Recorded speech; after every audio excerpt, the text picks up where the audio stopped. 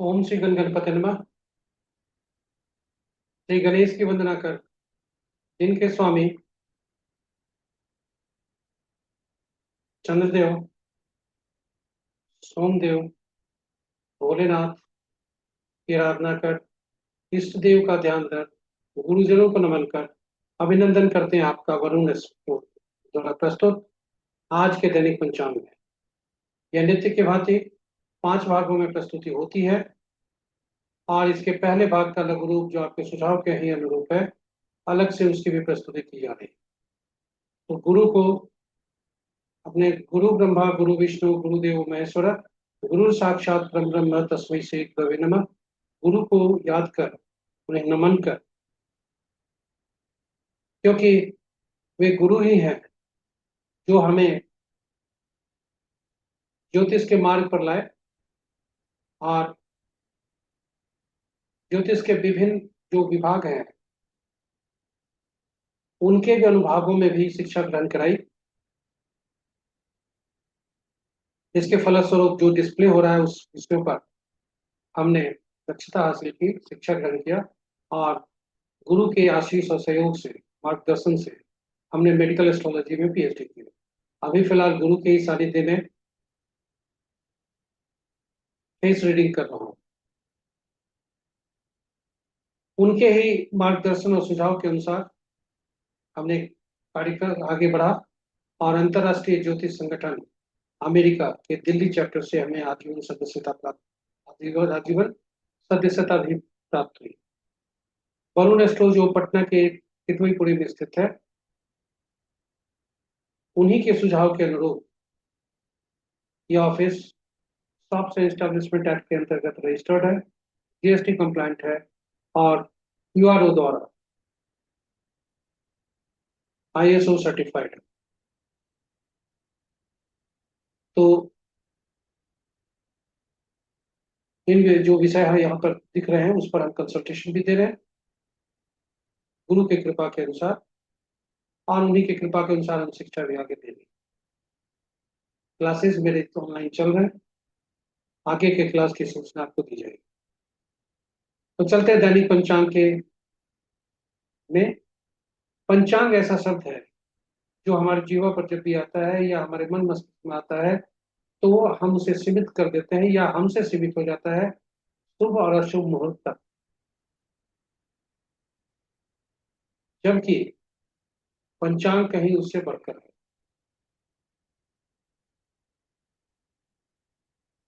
यह केवल शुभ मुहूर्त जानने का माध्यम नहीं है, बल्कि व्यक्ति के निर्णय क्षमता को सुदृढ़ करता है, हमारे निर्णय क्षमता को सुदृढ़ करता है, आत्मबल को बढ़ाता है और यह पंचांग प्रकृति और ब्रह्मांड की ऊर्जा के साथ संतुलन स्थापित करने में सहायक होता है, जिसके फलस्वरूप हमारे जीवन में शांति, समृद्धि और सकारात्मकता का संचार होता है। तो आइए पंचांग का अनुसरण कर, तो अतः पंचांग का अनुसरण करके हम अपने जीवन को अधिक सफल और समृद्ध बना सकते हैं। इस प्रकार पंचांग हमारे, पुनः बता दें, पंचांग हमारे जीवन में अहम भूमिका अदा करता है। यह हमारी निर्णय क्षमता को सुदृढ़ करता है, आत्मबल को मजबूत करता है, प्रकृति और ब्रह्मांड की ऊर्जा के साथ संतुलन स्थापित करने में सहायक होता है, जिससे जीवन में शांति, समृद्धि और सकारात्मकता का संचार है। तो आइए पंचांग का अनुसरण करके हम अपने जीवन को अधिक सफल और समृद्ध बनाएं। साथ ही साथ साझा करें अपने मित्रों, परिजनों, स्वजनों और शुभेच्छुओं के बीच में, उनके साथ साझा करें ताकि उनके जीवन में भी शांति, समृद्धि और सकारात्मकता का संचार हो और वे भी पंचांग का अनुसरण करके अपने जीवन को अधिक सफल और समृद्ध बना सकें, क्योंकि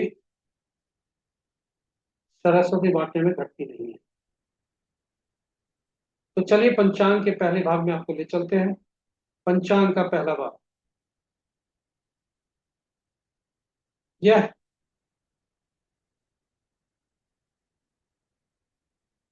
तिथि, आज का दिनांक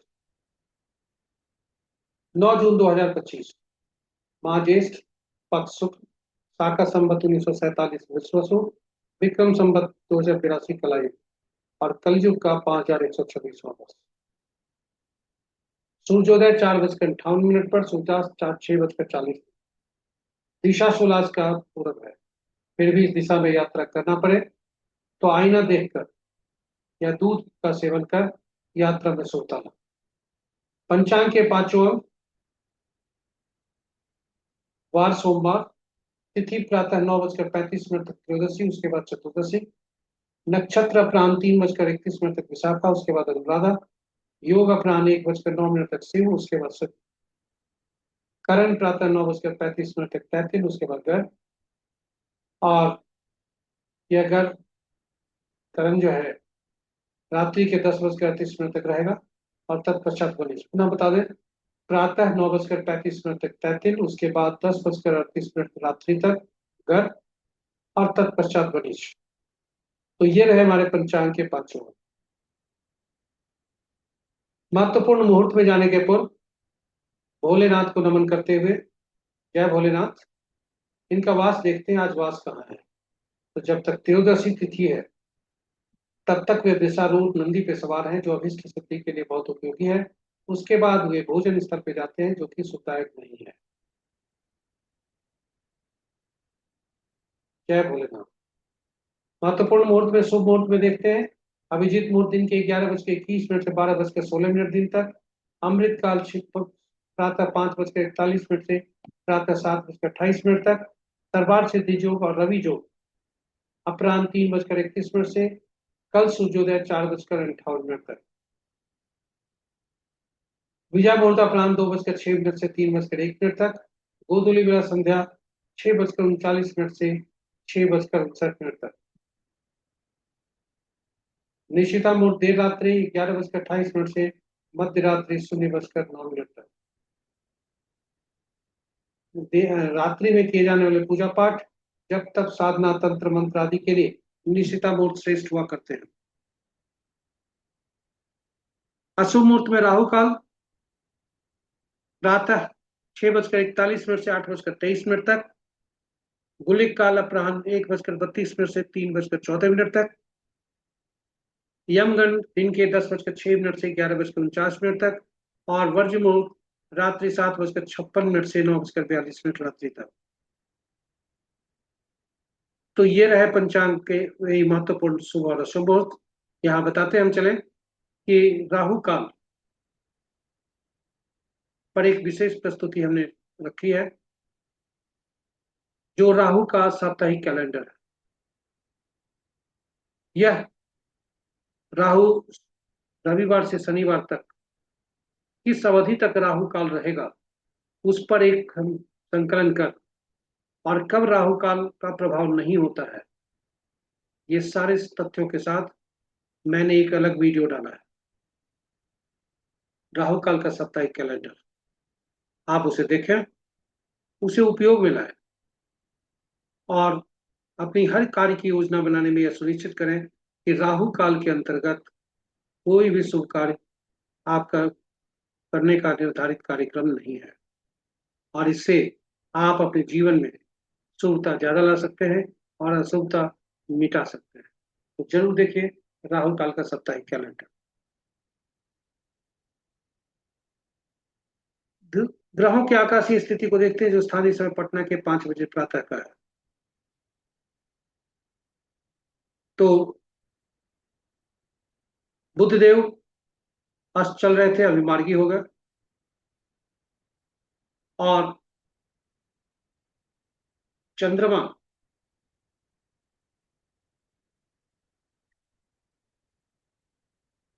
एक ऐसे ग्रह है जिनकी राशि में कोई ग्रह नहीं है।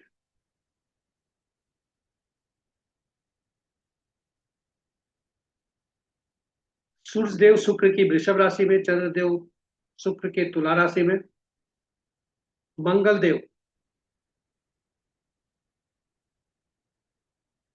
सूर्य के सिंह राशि में, बुध देव स्व राशि में, बृहस्पति देव बुध देव के मिथुन राशि में, शुक्र देव मंगल के मेष राशि में, शनि देव बृहस्पति की मीन राशि में, राहु देव शनि देव के कुंभ राशि में, और केतु देव सूर्य के सिंह राशि में। इस प्रकार शुक्र की राशि में दो ग्रह, सूर्य की राशि में दो ग्रह, बुध की राशि में दो ग्रह और चंद्र को छोड़कर 23 ग्रहों की राशियों में एक एक ग्रह है। चंद्रदेव की राशि में कोई ग्रह नहीं है। और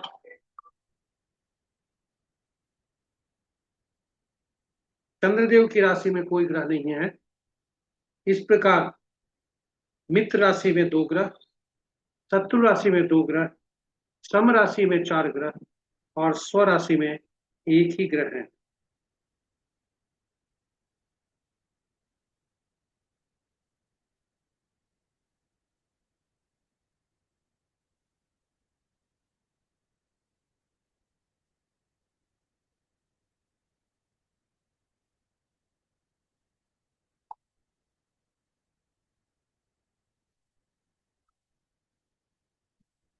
ग्रहों को नक्षत्रों के साथ संबंध देखें तो मित्र नक्षत्र में 6 ग्रह हैं, शत्रु नक्षत्र में दो ग्रह हैं और स्व नक्षत्र में एक ग्रह है। सम नक्षत्र में कोई भी ग्रह नहीं है। शुक्र राहु बुध 3 ऐसे ग्रह हैं जिनके नक्षत्र में कोई भी ग्रह नहीं है। मंगल देव के नक्षत्र में सबसे ज्यादा ग्रह 3 ग्रह है, बृहस्पति देव के नक्षत्र में दो ग्रह है और केतु देव के नक्षत्र में दो ग्रह है। इस प्रकार हम कहें कि शुक्र राहु को बुध को छोड़कर शेष सभी ग्रहों की राशियों के नक्षत्रों में एक एक ग्रह है। वहीं मंगल देव, बृहस्पति और केतु देव के नक्षत्र में क्रमशः 3, 2 और 2 ग्रह हैं। तो ये रहे हमारे पंचांग के पहले भाग की प्रस्तुति। अब हम आपको इस माह में पड़ने वाले जो ग्रहों के गोचर की स्थिति है उससे अवगत कराते हैं।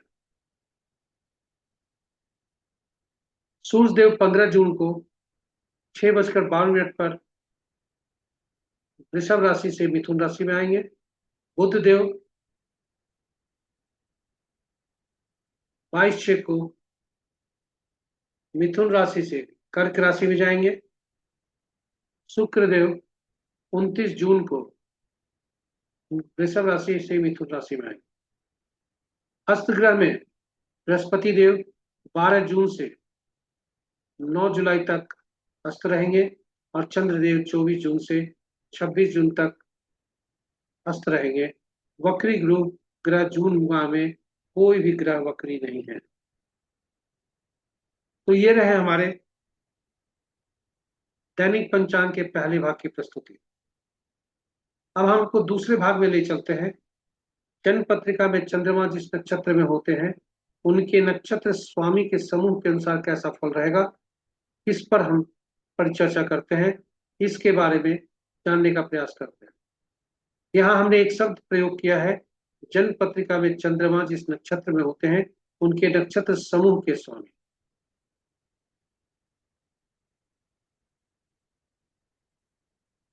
यह जो आकलन हम करते हैं यह पद्धति चंद्रमा के परिप्रेक्ष्य में ताराबलम पद्धति कहलाता है।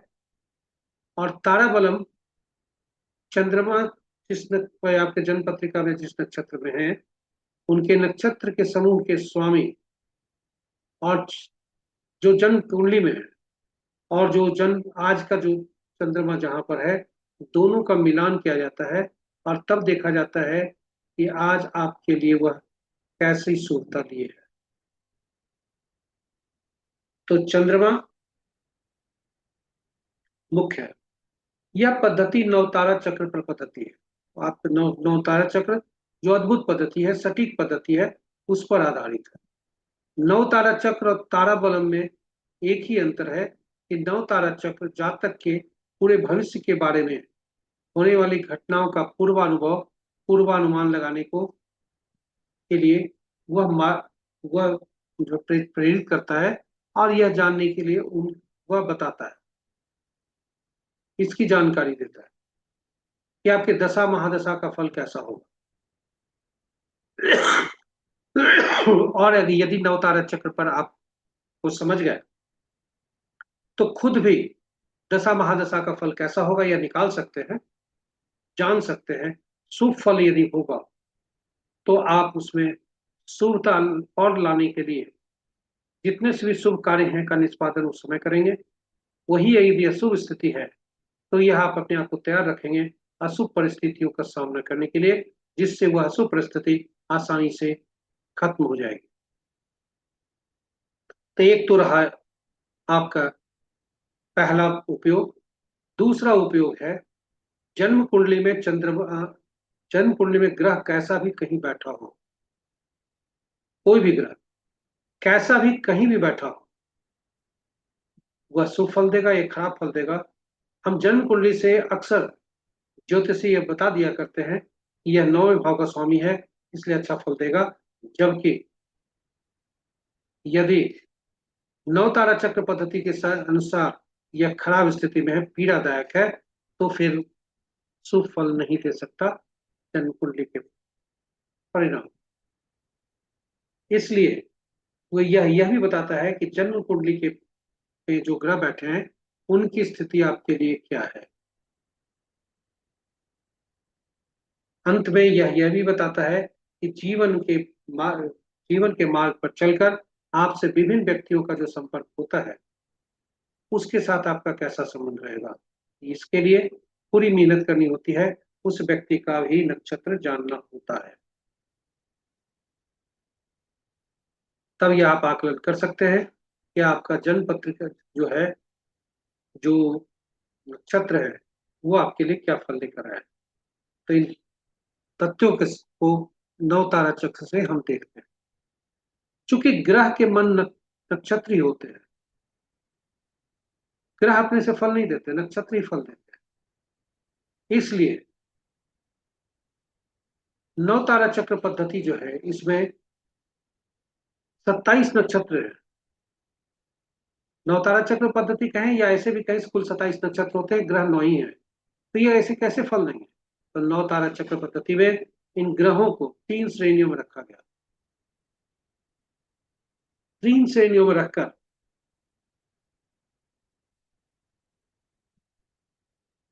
ग्रहों को 3 श्रेणी में रखे गए। पहला श्रेणी में पहला से 9वां, दूसरा में 10वां से 18वां और तीसरा में 19वां से 27वां। और ग्रहों को महादशा क्रम में उसके अनुसार उनको रखा गया 9 ग्रह, और उनकी क्रम संख्या इस तरह रही: केतु, शुक्र, सूर्य, चंद्र, मंगल, राहु, बृहस्पति, शनि और बुध। यदि आपका जन्म मंगल के नक्षत्र में हुआ है तो गणना वहीं से आरंभ होगी और आगे बढ़ेंगे मंगल, राहु, बृहस्पति, शनि, बुध। महादशा भी आपके ऐसे ही चलेगी।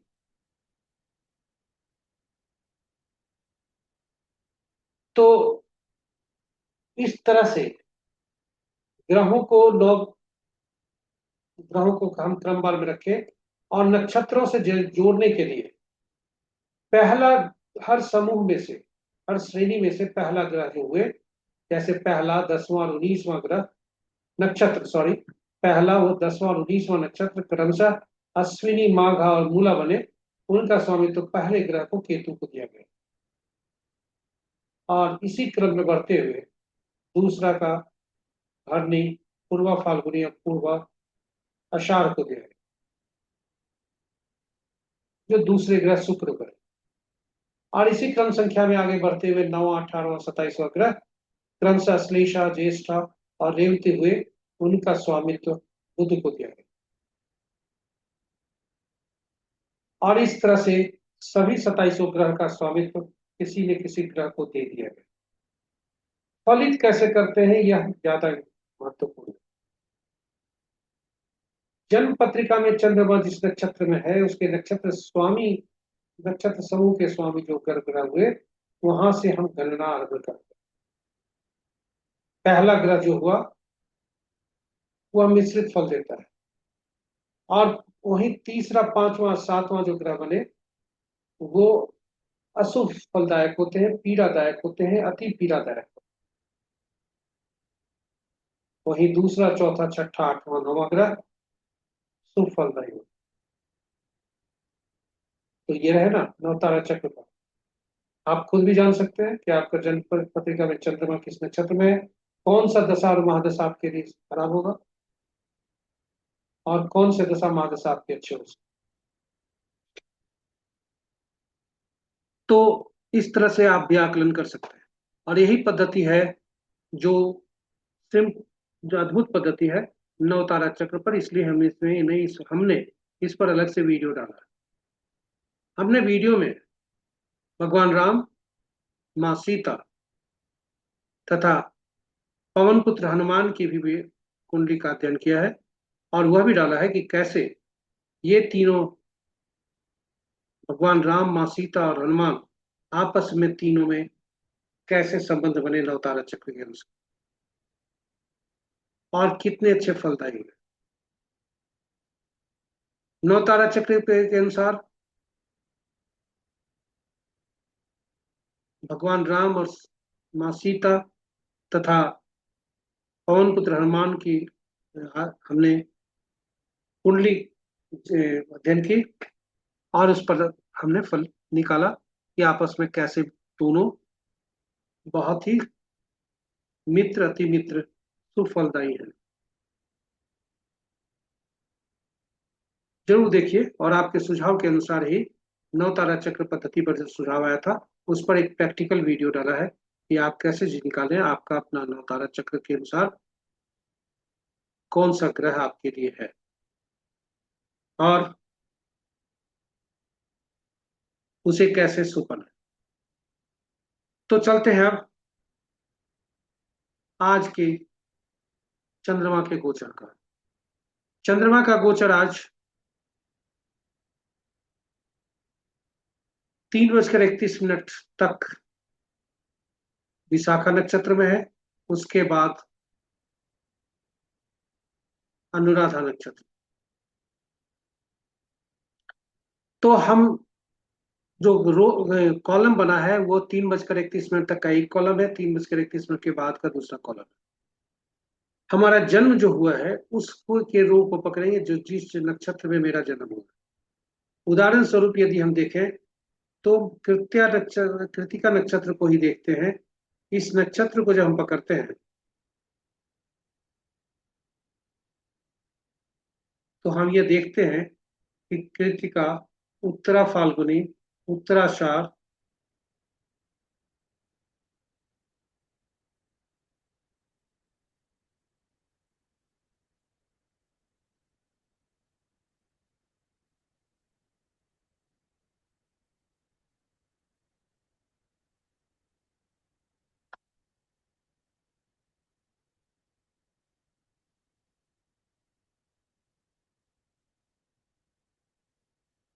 तो पहले भाग में हम देखते हैं ये कि कृतिका नक्षत्र में प्रत्यरी ना रहे, समस्याता है।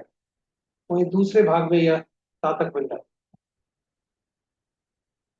है। इसी तरह से हम किसी भी ग्रह का देख सकते हैं। यदि अश्विनी माघ या मूला नक्षत्र में मेरा जन्म हुआ तो पहले भाग में अति पीड़ा, उसके बाद मित्र।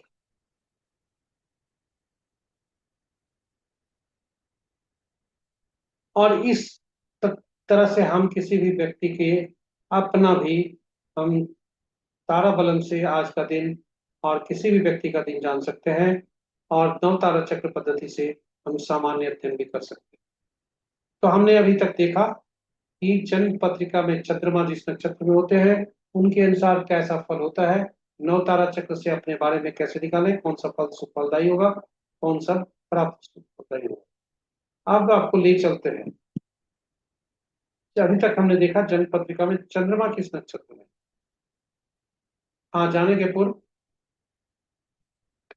कुछ लोगों का सुझाव आया था कि उसके उपाय क्या है।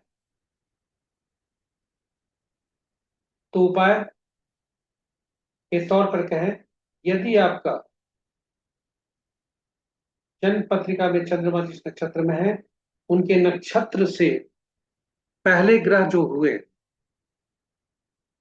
उसको शुभ करने के लिए पीला कद्दू, पत्ते वाली सब्जी का दान करें। विपत्त में कोई प्लानेट हुए तो गुड़ का दान करें। पृथ्वी का ये हुआ तो नमक दान करें। और नैधन्य हुआ तो कुछ भी दान न करें, क्योंकि ये त्याज्य है। इस मुहूर्त को त्याग करना चाहिए। फिर भी यदि मजबूरी रही तो तिल सहित स्वर्ण का दान करें। तो इस तरह से हम इस पद्धति को देखते हैं।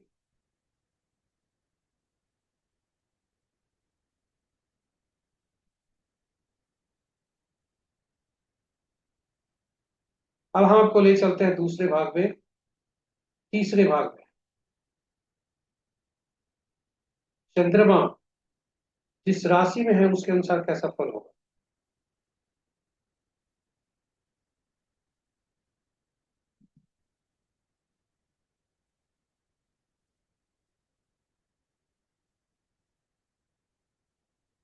स्वागत है आपका तीसरे भाग।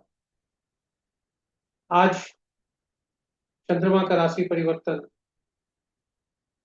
प्रातः 8 बजे प्रातः का है, जब चंद्रमा तुला राशि से वृश्चिक राशि में जाएंगे, जहां नीच है।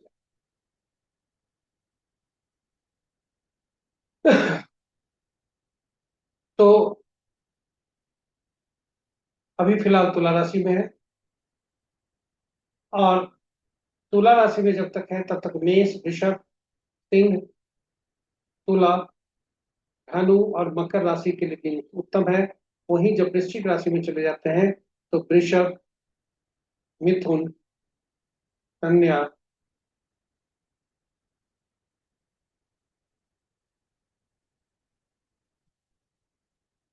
वृश्चिक, मकर और कुंभ राशि के लिए दिन शुभ है। अन्य राशियों के लिए दिन अशुभ के संकेत मिल रहे हैं, उतने उत्तमता के संकेत नहीं मिल रहे। स्मरणीय रहे कि चंद्रमा जिस गोचर में रहता, जिस जहाँ ट्रांजिट कर रहा है, वहां से अपने चंद्रमा अथवा जिस राशि में जन्म कुंडली का, दोनों को मिलाकर आप निकालें, और ये वह नवतारा चक्र पर है। और यहाँ पर हम चंद्रमा जिस राशि में है, लगन में नहीं, चंद्रमा जिस राशि में है उसके अनुसार यहाँ फल देखते हैं कि चंद्रमा कौन सी राशि में है, और आपका चंद्रमा किस राशि में है, यानी गोचर किस राशि में कर रहे हैं फिलहाल, और आपका चंद्रमा किस राशि में है, दोनों का फल कैसा होता है। इसी क्रम को हम चंद्र बलम कहते हैं। तो ये रहे चंद्र बलम। जनपद अब हम ले चलते हैं आपको चौथी प्रस्तुति में। चौघड़िया मुहूर्त यह शुभ और अशुभ काल दर्शाता है। यह दर्शाता है कि किसी भी शुभ काम करने के लिए क्या कौन कौन सा सब उपयोग समय किया जा सकता है, और नए काम को करने के लिए, पूजा पाठ आदि करने के लिए चौघड़िया की उपयोगिता की जाती है। यदि कोई व्यक्ति कोई मुहूर्त नहीं देख पाया या नहीं देखना चाहता है तो कम से कम उसे चौघड़िया जरूर देखना चाहिए। चौघड़िया की उपयोगिता को देखते हुए हम चौघड़िया हिंदी और अंग्रेजी में अलग अलग प्रस्तुति डाले हैं। यूटिलिटी ऑफ चौघड़िया अंग्रेजी में, और चौघड़िया की उपयोगिता हिंदी में। और इस प्रकार हमने 2 वीडियो डाला है, आप उसे देखें, समझने का प्रयास करें, और आपके लिए उपयोगी हो, यही हमारी कामना है। संक्षिप्त परिचय देते हैं। कुल 8 चौघड़िया होते हैं, लेकिन सप्ताह के दिन 7 ही होते हैं, इसलिए 7 चौघड़िया हुए। और उन 7 चौघड़िया का संबंध सप्ताह के 7 दिनों से हुआ, और दिनों के का स्वामी कोई ग्रह होते हैं, इसलिए सभी चौघड़िया का 7 चौघड़िया जो हुए उनका स्वामी कोई न कोई ग्रह हुए। आमतौर पर जो फलित है वह एक कॉलम में दिया गया है, और कहाँ के लिए उपयोगी है, यह किस विशेष कार्य के लिए, प्रयोजन के लिए यह उपयोगी है, वह अंतिम कॉलम में दिया गया है। इस प्रकार हम देखें, उदाहरण स्वरूप उद्वेग चौघड़िया यह सरकारी कार्य के लिए उपयोगी है। वहीं लाभ चौघड़िया किसी प्रकार के विद्या आदि से सीखने से कार्य किया जाता है, और अमृत चौघड़िया किसी भी कार्य को करने के लिए अच्छा माना जाता है। और इसी क्रम में हम आगे बढ़ते जाते हैं।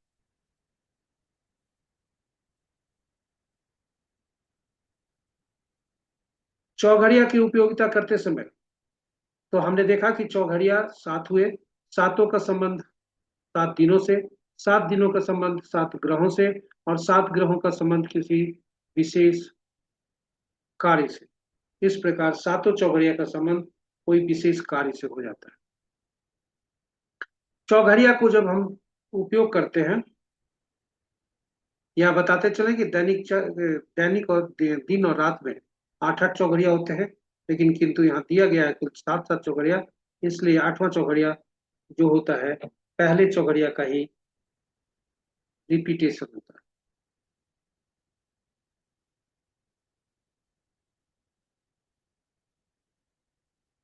जो पहला चौघड़िया होता है वही अंतिम चौघड़िया हुआ करता है। चौघड़िया की उपयोगिता करते समय यह जरूर निश्चित करना चाहिए कि जिस चौघड़िया को जिस काल के लिए हम यूज कर रहे हैं, जिस प्रयोजन के लिए कर रहे हैं, कहीं वह अशुभता में व्याप्त नहीं हो। इसके लिए चौघड़िया ज्योतिष चौघड़िया मुहूर्त में जो भी दिन का चौघड़िया है, वह सुनिश्चित करते हैं हम कि कोई भी अशुभ प्रभाव इस पर नहीं है, अशुभता से अधिव्याप्त नहीं है। दिन का चौघड़िया काल रात्रि वारवेला काल वेला वारवेला और राहु काल से ग्रसित हो सकता है, और रात्रि का चौघड़िया काल रात्रि से। तो ये रहे आज के चौघड़िया। दिन का चौघड़िया चौघड़िया जो है वह राहु काल से ग्रसित है, और लाभ चौघड़िया वार वेला से ग्रसित है। वहीं रात्रि का लाभ चौघड़िया काल रात्रि से ग्रसित है। तो इन चौघड़िया को त्याग करना चाहिए, क्योंकि इसमें अशुभता ज्यादा होती है, शुभता का बहुत कम होता है।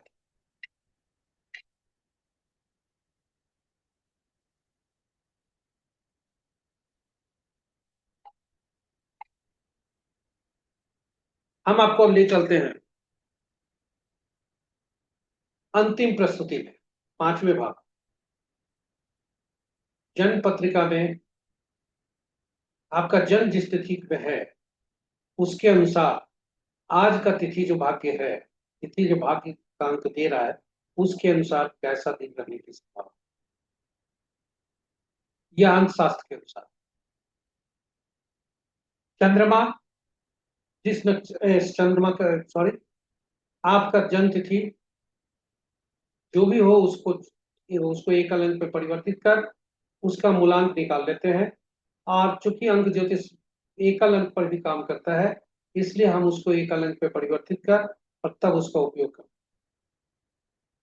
और उसी तरह से जन्म तिथि का एकल अंक आज का 9 होता है, और एकल अंक तथा उसके बाद जन्म तिथि माह और वर्ष को जोड़कर हम फिर एकल अंक में परिवर्तित करते हैं, और वह भाग्यांक कहलाता है, कंडक्टर कहलाता है। पहला अंक ड्राइवर, दूसरा अंक कंडक्टर। और ये ड्राइवर और कंडक्टर का तालमेल सही होना चाहिए, यही सुनिश्चित किया जाता है अंकशास्त्र। तो ज्योतिष जो अंक शास्त्री होते हैं उनका ये अहम भूमिका होती है कि किसी भी प्रॉब्लम को, जातक के जीवन में किसी आ रही किसी भी प्रॉब्लम को का आकलन वे करें कि कौन सा अंक ऐसा है जो उनके अंकों को इम्बैलेंस कर रहा है, और उसी को ठीक करने का प्रयास किया जाता है। अब आज का तिथि देखें। आज की तिथि 9 जून 2025 है। मूलांक 5 बनता है, जन्म तिथि का योग, और भाग्यांक जन्म तिथि और माह और वर्ष का योग 6 बनता है। तो जो 6 बनता है वो 1, 10, 19, 28 तारीख को जो जातक का जन्म हुआ है उनके लिए सूर्य देव से उनका संबंध मित्रता का है, इसलिए 3.5 स्टार मिल रहा है। 2, 11, 20, 29 जिनका जन्म तिथि है, चंद्रदेव जिनके स्वामी होते हैं, सब दिन सामान्य होने की संभावना है, क्योंकि 2, 6 का संबंध तटस्थता का है, और 40% सफलता का दर है। मीडिया के लिए बहुत उपयोगी है।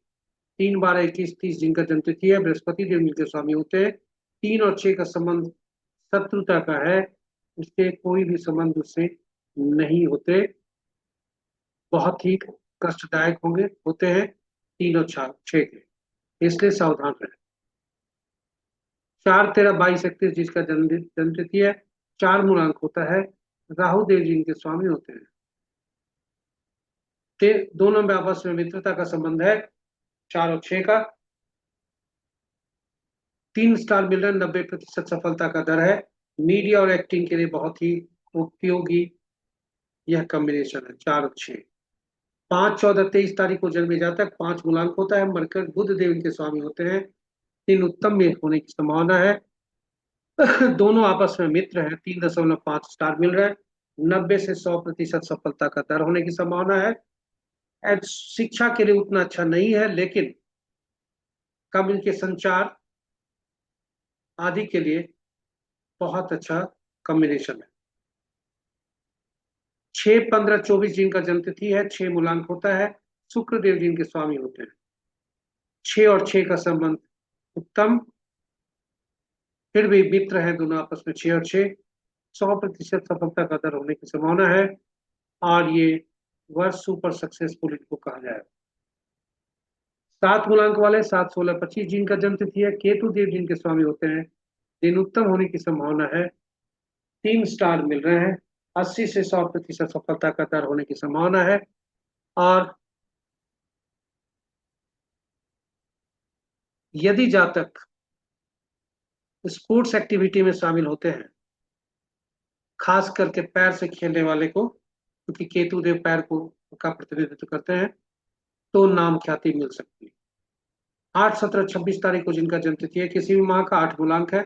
शनि देव जिनके स्वामी हैं। दिन उत्तम होने की संभावना है। 3 स्टार मिल रहे हैं। मीडिया और कानून के लिए बहुत अच्छा है। 80 से 90% सफलता का दर होने की संभावना। 9, 18, 27 जिनका जन्म तिथि है, 9 मूलांक बनता है। मंगल देव जिनके स्वामी होते हैं। दिन अच्छा नहीं है। सब 9 और 6 का संबंध शत्रुता का है। 3 स्टार मिल रहे हैं।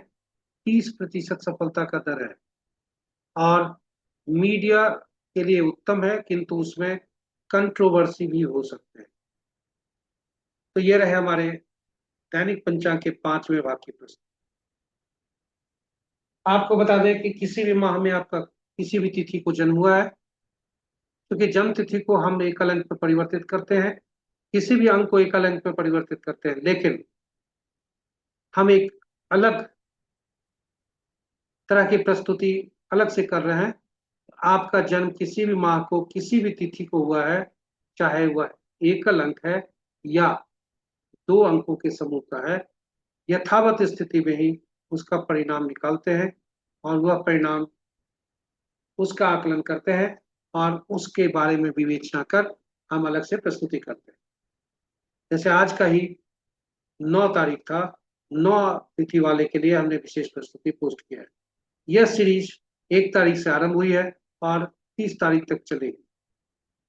तो अलग से प्रस्तुत करने का कोई कारण नहीं बन रहा है, लेकिन ये अलग से प्रस्तुति कर रहे हैं, क्योंकि वह अलग, ये अलग से सीरीज रहेगी और कभी भी देखा जा सकता है। किसी भी माह में कोई भी जातक देख सकते हैं। तो ये रहे आपके लिए अलग से प्रस्तुति। जरूर देखें उसका और उसे लाभान्वित हो। इन शब्दों के साथ हम आपको ले चलते हैं अपने अंतिम भाग में। धन्यवाद, आप हमसे जुड़े रहे अभी तक। और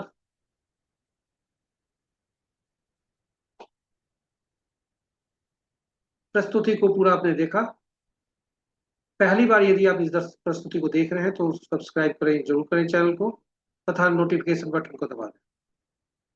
साथ ही साझा करें मित्रों, परिजनों और अपने स्वजनों, शुभेच्छुओं के बीच में, ताकि उनके लिए भी जीवन में शुभता हो, वे भी अपने जीवन को सफल और समृद्ध बना सके। साथ ही साथ आप अपना फीडबैक हमें जरूर दें, क्योंकि आपका फीडबैक ही हमारी प्रस्तुति को बेहतर बनाने में मदद करती है। तो चलिए, आज इतना ही। भोलेनाथ की कृपा आप पर बरसते रहे, मन आपका शांत रहे। इन्हीं शब्दों के साथ चंद्रमा की शीतलता हो, भोलेनाथ की कृपा हो। इन्हीं कामनाओं के साथ हम आपसे विदा लेते हैं। जय भोलेनाथ।